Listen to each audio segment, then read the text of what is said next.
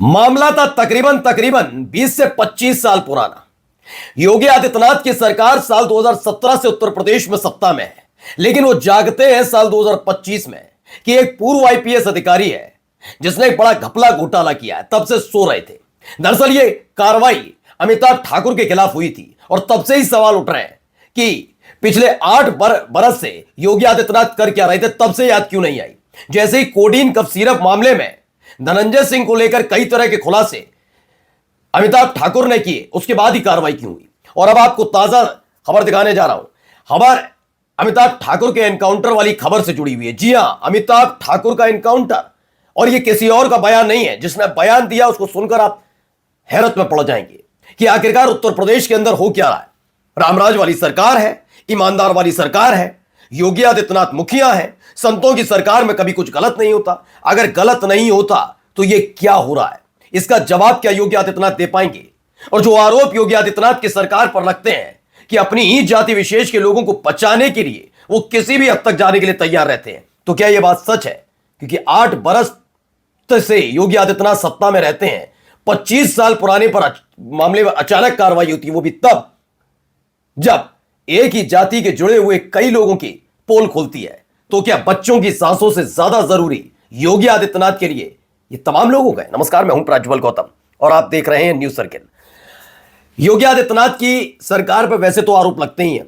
Codeine cough syrup मामले में बच्चों की मौत के बाद हड़कंप मचा था, सबको पता है।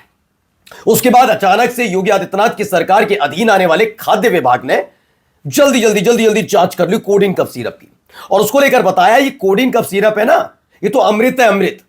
बच्चों की मौत कैसे भी हुई पता नहीं, वो देख लिया जाएगा, लेकिन इससे नहीं हो रही है, ये तो अमृत है भाई।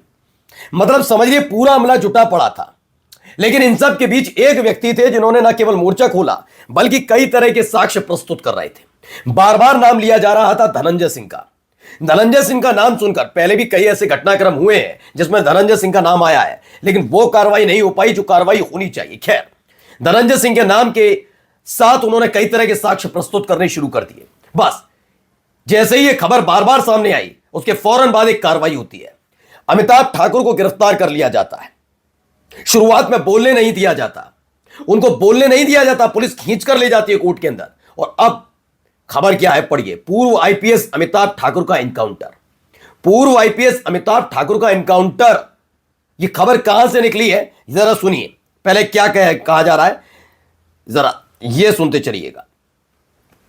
कोविड मामले के लिए मेरी गिरफ्तारी हुई, मेरे खिलाफ कार्रवाई हुई।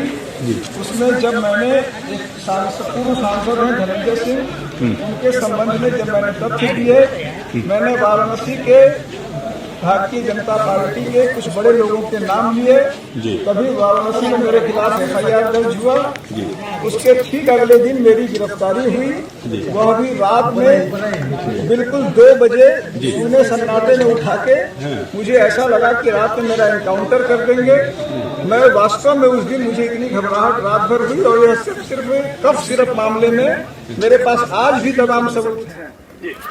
आज भी तमाम सबूत हैं। सवाल यह है कि बीजेपी शासित राज्य में ऐसा हो क्यों रहा है? यह किस तरीके से एक पूर्व आईपीएस अधिकारी के साथ बर्ताव किया गया, आप अंदाजा लगाइए। एक विशल ब्लोअर कहा जाता है।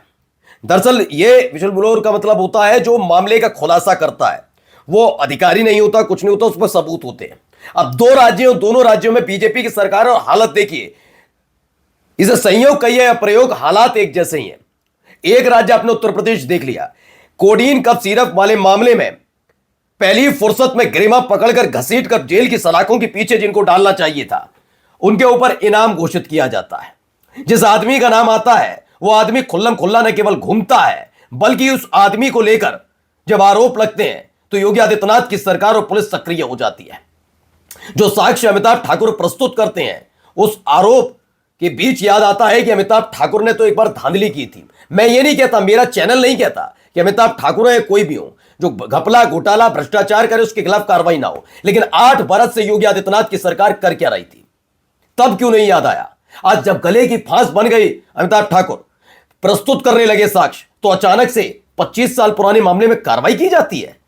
ऐसे काम क्या किया जाता है? ऐसे कहा जाता है कि बाबा तो सुबह 3 बजे उठ जाते हैं और दिन भर काम करते हैं, ऐसे काम करते हैं आप। और देखिए ये तो उत्तर प्रदेश है। अभी उसके बगल वाले राज्य में चले जाइए, उत्तराखंड के अंदर। आपको याद होगा एक बच्ची अंकिता भंडारी, उसकी मौत का मामला 3 साल पुराना उठा था, याद होगा।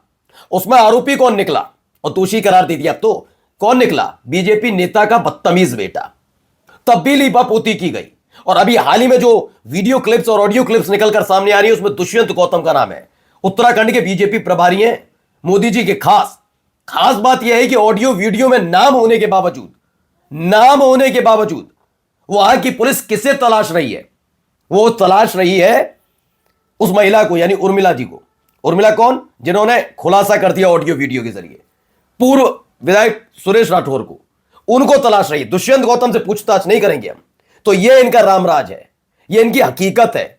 जो खुलासा करेगा, बस ये देखना है खुलासा कर कौन रहा है और किसके लिए कर रहा है। अगर वो इनके लाडलों का खुलासा करेगा तो वो खुद ही खुलासा करने वाला फंस जाएगा, वही शिकायतकर्ता से बन जाएगा आरोपी, ठीक है। लेकिन अगर दूसरे का होगा तो उसको अपने कांधे पर बिठा के घुमाएंगे। दोनों ही राज्यों की स्थिति देखिए, दोनों ही राज्यों में अलग अलग मामले हो सकते हैं, लेकिन खुलासा करने वाला, साक्ष्य देने वाला, सबूत देने वाला, वो वहां पर खुद ही दोषी और आरोपी बन चुका है। दोनों ही राज्यों में यह स्थिति है। और हालात ऐसे पैदा किए जाते हैं कि वो आदमी टूट जाए, बिखर जाए, इतना डराया धमकाया जाता है। आगे सुनिए क्या कुछ कह रहे हैं अमिताभ ठाकुर।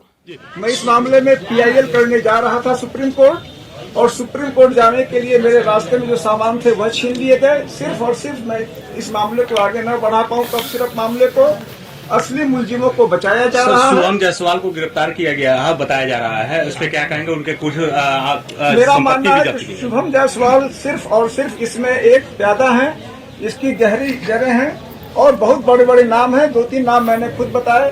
धनंजय सिंह जी को लेकर लगातार गंभीर आरोप लगे। अब तक धनंजय सिंह के बारे में कोई पूछताछ तक नहीं हुई है, किसी ने उस तरफ देखा नहीं है। उसके अलावा पूर्वांचल के एक बड़े माफिया हैं, उनके बारे में भी लगातार नाम आ रहा है। आंसर खत्म हो गया कि नहीं? अनशन मेरा, चूंकि माननीय कोर्ट ने कल उसमें सार्थक पहल किया।